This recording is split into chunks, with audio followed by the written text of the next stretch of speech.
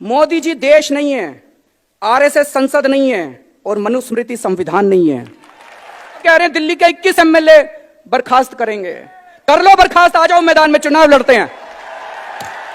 हिम्मत है तो आ जाओ मैदान में चुनाव लड़ते हैं। हम बाबा साहब अंबेडकर के संविधान के हिसाब से चुनाव लड़ेंगे।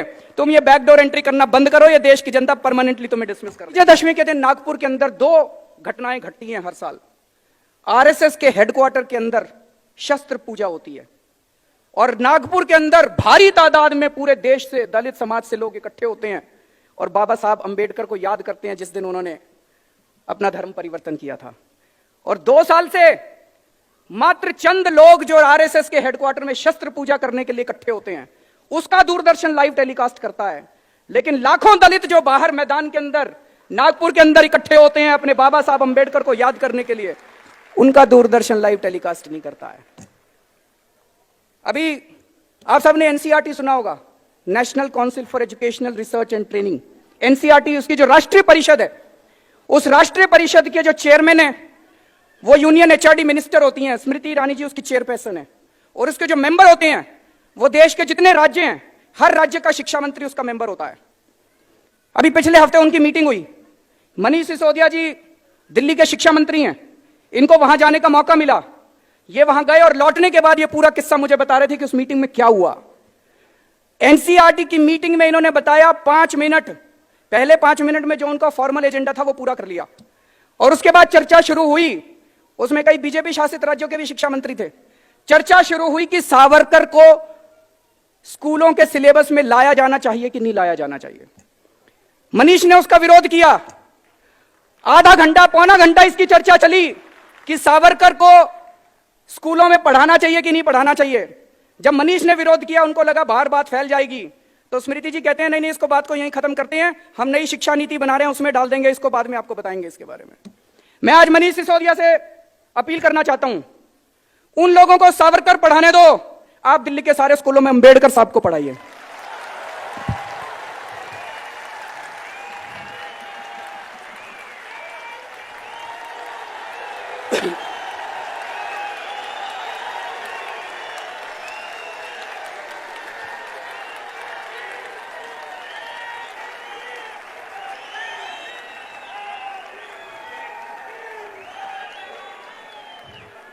बाबा साहब के जीवन,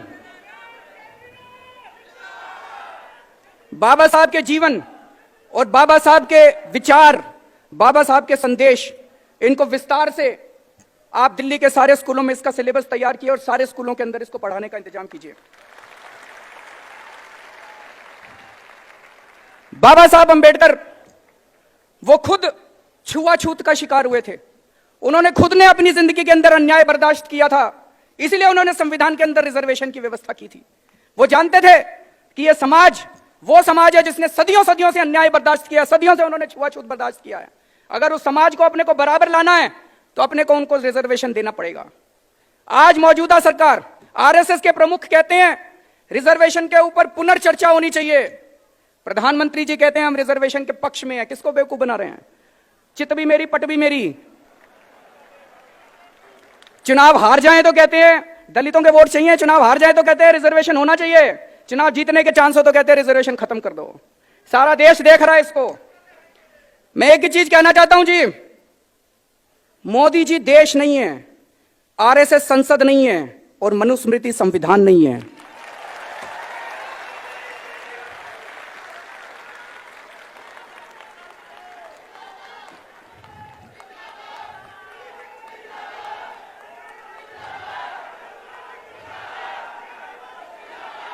आज ये देश कौन से संविधान से चलाने की कोशिश की जा रही है? बाबा साहब अंबेडकर के संविधान से या मनुस्मृति के संविधान से? हम ये बर्दाश्त नहीं करने वाले, ये देश ये बर्दाश्त नहीं करने वाला। बहुत सालों के संघर्ष के बाद, बहुत सालों की लड़ाई के बाद आजादी मिली थी और आजादी के बाद बाबा साहब अंबेडकर ने हमें यह संविधान दिया है। इस संविधान के लिए हम अपनी जान की बाजी लगा देंगे, लेकिन इस संविधान के विरुद्ध कोई काम नहीं होने देंगे। आज इन्होंने संविधान के परखच्चे उड़ा रखे हैं। इन्होंने अरुणाचल के प्रदेश के अंदर सरकार तोड़ दी, खरीद लिए, सरकार तोड़ दी, सरकार गिरा दी। बाबा साहब अंबेडकर का संविधान तो ये नहीं कहता।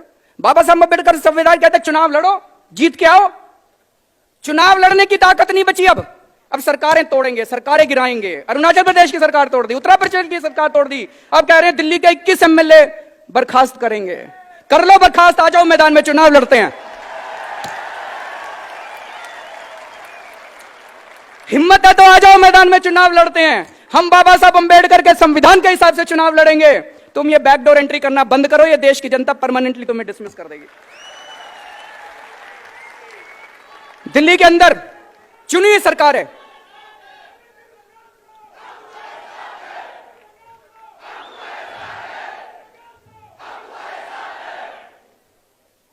बाबा साहब अंबेडकर ने संविधान में लिखा है कि चुनाव होंगे, लोग चुन के आएंगे, जनतंत्र है। उस जनतंत्र के हिसाब से विधानसभा बनती है, उसी चुनाव उसके हिसाब से कैबिनेट बनती है, और वो जनता की मर्जी के हिसाब से अपना काम करते हैं।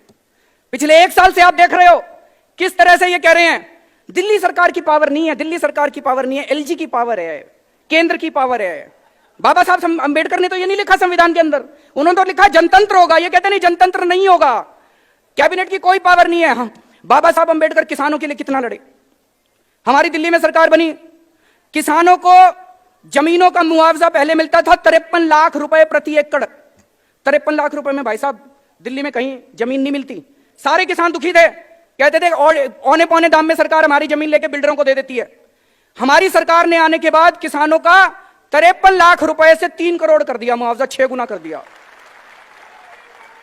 किसानों को भी यकीन नहीं हुआ, किसानों को भी यकीन नहीं हुआ कि ऐसा हो सकता है। अगले दिन किसान आए, हमने आदेश पारित किया कि 53 लाख रुपए से 3 करोड़ मुआवजा किया जाता है। किसान आए, बड़ी बधाई देने लगे, और अगले दिन उन्होंने हमारा आदेश खारिज, एलजी साहब ने पारित किया, मैं मुख्यमंत्री के आदेश को खारिज करता हूं। ये तो नहीं लिखा बाबा साहब अंबेडकर के संविधान के अंदर। संविधान ये नहीं कहता कि चुनी हुई सरकार जो काम करेगी उसके अंदर ये अड़चन अड़ाएंगे। हमने आपको सबको बताया मिड डे मील के अंदर कितना घोटाला है। उस घोटाले को दूर करने के लिए मनीष सिसोदिया ने फाइल भेजी, उस फाइल को उन्होंने डिसमिस कर दिया, कहते हैं मिड डे मील को ठीक नहीं करने देंगे। ये प्राइवेट स्कूल कितनी धोखाधड़ी कर रहे हैं, उसके ऊपर हम लगे हुए हैं इन प्राइवेट स्कूलों को ठीक करने के लिए। उसके लिए हमने पूरी विधानसभा ने बैठ के, इन सारे एमएलए ने बैठ के विधानसभा के अंदर चर्चा करी और एक कानून पास किया कि प्राइवेट स्कूलों के सारे अकाउंट्स को चेकिंग करने की जिम्मेदारी सरकार की होनी चाहिए। होनी चाहिए कि नहीं होनी चाहिए? हमने कानून पास किया, उस कानून को इन्होंने लेके बैठ गए, उस कानून को भी इन्होंने पास नहीं होने दिया। दिल्ली के अंदर कई मजदूरों को न्यूनतम मजदूरी नहीं मिल रही, मिनिमम वेज नहीं मिल रहे। क्यों नहीं मिल रहे? कानून में जाके देखो कि अगर कोई मिनिमम वेज नहीं देता उसके ऊपर 500 रुपए की पेनल्टी है। भाई साहब 500 या 1000 रुपए की पेनल्टी है बस। अब 1000 रुपए की पेनल्टी है तो कोई क्यों न्यूनतम मजदूर? हमने उसके अंदर प्रावधान किया, पेनल्टी को बढ़ाया, जेल की सजा का प्रावधान किया, उस कानून को ये लोग बैठ गए, उसको भी। मैं ये कहने की कोशिश करता हूं कि एक चुनी हुई सरकार है दिल्ली के अंदर, उस चुनी हुई सरकार को ये काम नहीं करने देते जो जनता की भलाई के लिए काम कर रही है, जिसको ऐतिहासिक मैंडेट मिला है, जिसको 70 में से 67 सीट मिली है, जिसमें इनकी पार्टी का सफाया हो चुका है, उसके बावजूद भी इस सरकार को काम नहीं करने देते। ये बाबा साहब अंबेडकर के संविधान में नहीं लिखा दोस्तों।